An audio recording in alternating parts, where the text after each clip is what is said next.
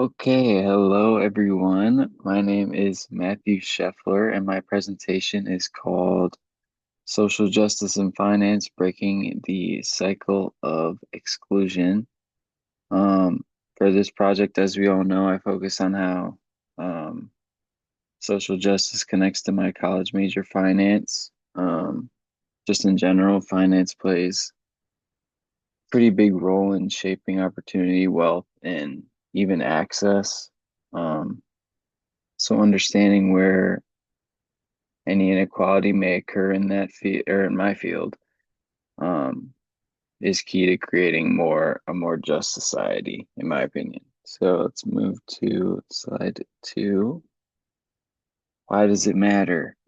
Um, Finance affects nearly every part of people's lives, from housing and education to business growth and long-term stability. Um, but this access to these different financial services that helps, achieve these goals that people strive for their whole lives, it isn't equal. Whole communities are often excluded or denied resources that others take for granted, to be completely frank. Um, when financial systems favor the wealthy, um, inequality becomes structural. And that's why, as someone majoring in finance, I think it's important to kind of question how that system works and who it leaves out. So, my personal concept of oppression, before the course, I kind of understood oppression most as it's mostly like visible form, whether it be some discriminatory law or uh, physical violence against certain groups of people, um, through some ideas from Paulo Freire and Iris Young. Um, I learned it's also deeply structural and internalized. As Freire writes, the oppressed adopt guidelines of the oppressor. Um, and then also, obviously, we have Iris Young, who wrote about the five faces of oppression, which were exploitation, marginalization, powerlessness, cultural imperialism, and violence. Um, and the question is how these show up in finance, and they appear pretty clearly through limited access, biased lending, and systemic exclusion. And these readings kind of help me connect social justice directly to my major.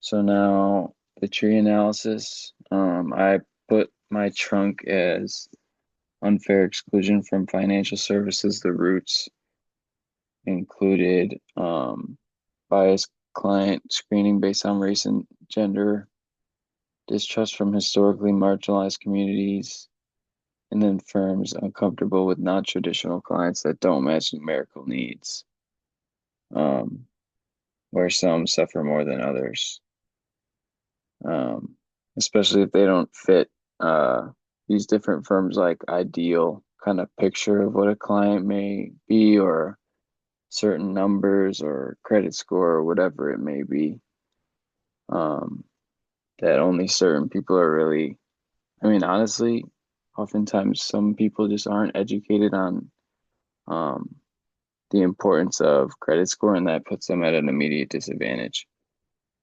Um, and then the branches are what we see on the surface from all these problems, which is the concentrated wealth in limited circles, the all or nothing mentality of some of these marginalized groups when it comes to finance.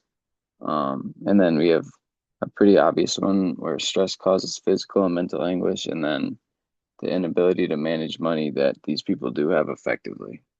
Um, and the result is that there's a financial structure that benefits only a few and restricts many. So the current state of finance, about 28% of all stock investments are concentrated just in five companies. Um, and this means there's kind of only power within the haves, or the 1% at the top, um, who consistently remain out of touch with the situations of the have-nots or the people below them.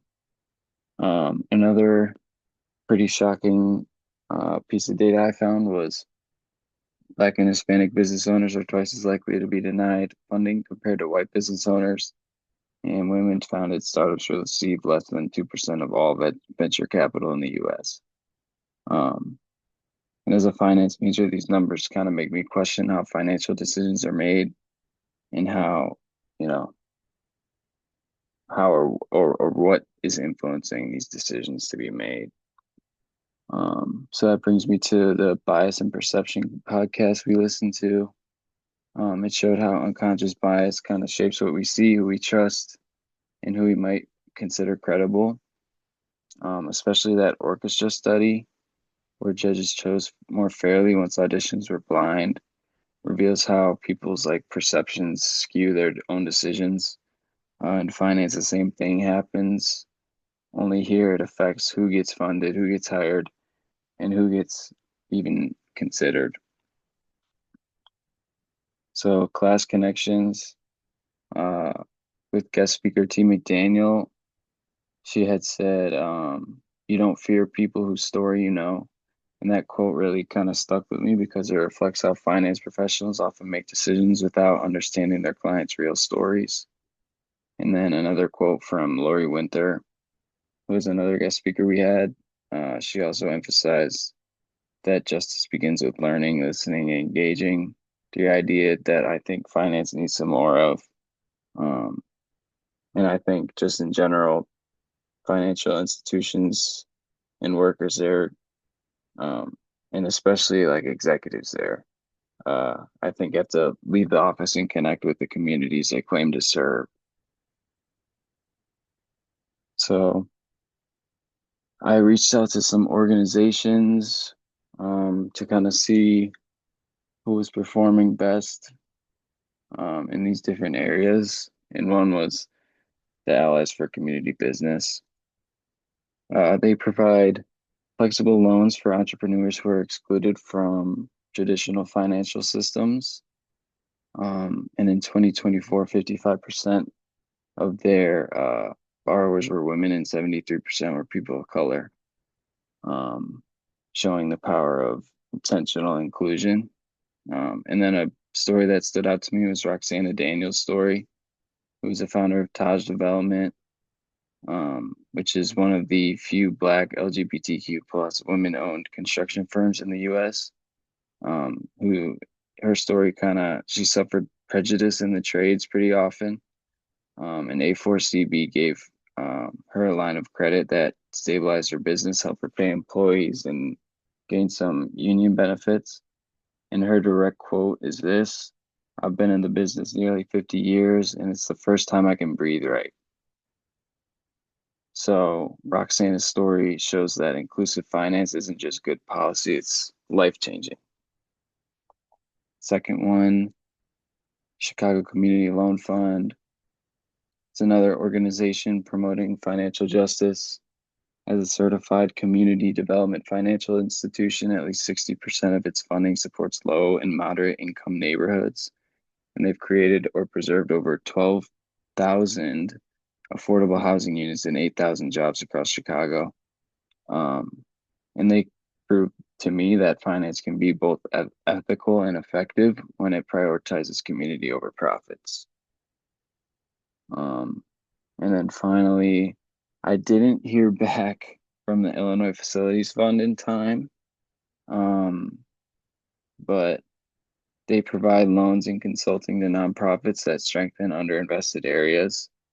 Their approach focuses on sustainable community development rather than maximizing profit. Um, and together, these three different organizations represent what I think finance should be about, um, which I guess can be highlighted in three words, which are inclusive, relational, and accountable. Um, okay, so into reflection and future commitment. This project definitely changed how I see my major, and this class as a whole definitely did. Oppression in finance isn't always visible. it's pretty like normalized through routine policies and unexamined habits. And I feel like numbers always do a good job of hiding the reality of some situations, kind of like we saw in the Human Flow documentary. Um, so my personal goals entering this field are to advocate for equitable access, support inclusive lending programs, and challenge firm biases in hiring and client selection.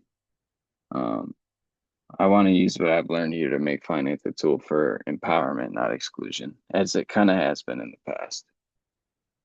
So, in conclusion, um, finance has the power to either restrict or restore uh, these marginalized communities single-handedly. The organizations I studied show that fairness in finance is possible, um, and is able to transform people in their communities. Um, and then moving forward, I just hope to build a career where isn't just about money, because I mean, for the most part, seems to be what it is about.